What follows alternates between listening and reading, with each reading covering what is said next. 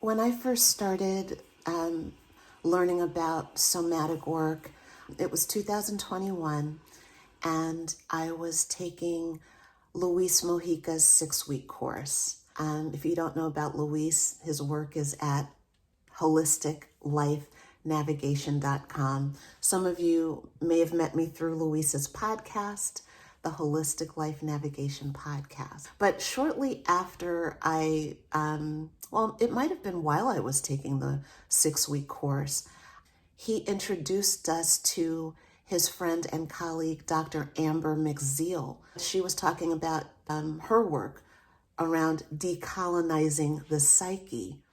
And this was the first time that I was introduced to the idea of relating versus dominating. And it's a concept that has really stayed with me and taken root and flourished and blossomed in a way.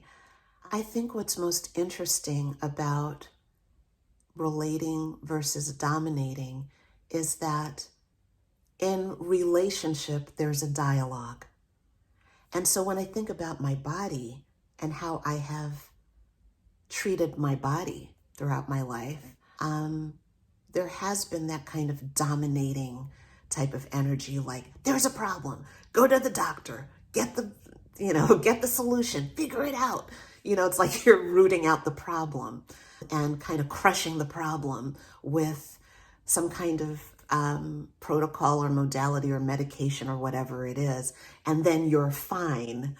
And then you move on from there. That's the model that I think a lot of us in the Western world, that's the model we're familiar with. So what happens when you enter into a dialogue with the body?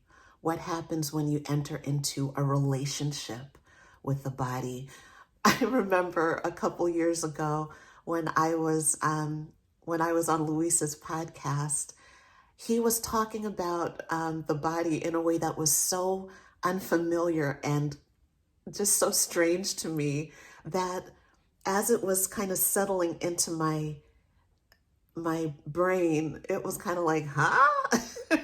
So it took a while for me to kind of even be able to sit in some of those ideas, like relating to my body, but my body is me. What's the difference? Who is relating to what?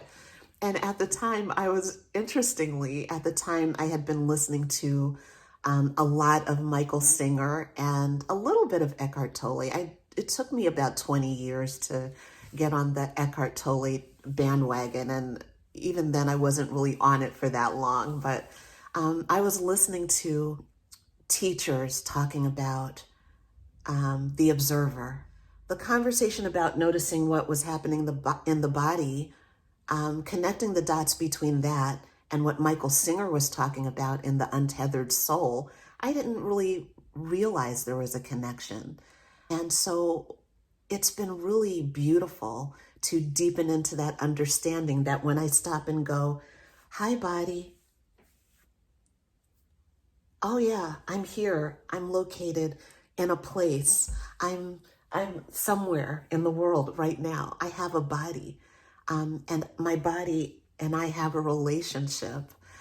When I start to think in that way and notice and put my attention on my throat or my jaw or my temples or my shoulders, and I start to adjust my body and align in a way, that kind of physicality is also a kind of entryway to an activation of the witnesser, the noticer, the observer, the part of me that is noticing that I'm alive, the part of me that's noticing that I'm here, the part of me that's noticing that I have thoughts that are going a mile a minute.